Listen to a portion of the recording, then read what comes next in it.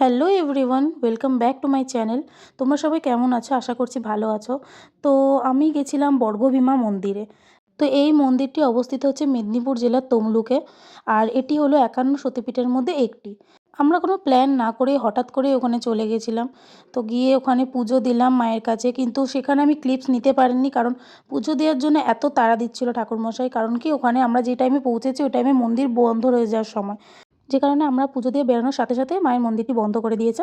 তো তারপরে আমরা আশেপাশটা একটু ঘুরে দেখছিলাম। ঘোরা হয়ে যাওয়ার পরে এবার বাড়ি ফেরার পালা। তো ফেরার আগে তো কিছু না কিছু খেতে হবে। তো ওখানে দেখলাম মন্দিরের আশেপাশে অনেক রেস্টুরেন্ট আছে, কিন্তু সেগুলো আমিষ খাবার বিক্রি হচ্ছে, যে কারণে আমরা পাশের দোকান থেকে গজা, সিঙ্গাড়া এসব নিরামিষ কিছু কিনে খেয়ে নিলাম। তো ওই মন্দিরের ওখানে আমার একটা বাবার বন্ধুর বাড়ি। তো ওই কাকু কাকিমা এসেছিল এবং আমাদেরকে অনেক কিছু কিনেও দিয়েছিল। তো তোমাদেরকে সেটাও আমি দেখাচ্ছি। দেখো আমাদের কত কী কিনে দিয়েছিল। তো থ্যাংক ইউ কাকু কাকিমা এত কিছু কিনে দেওয়ার জন্য।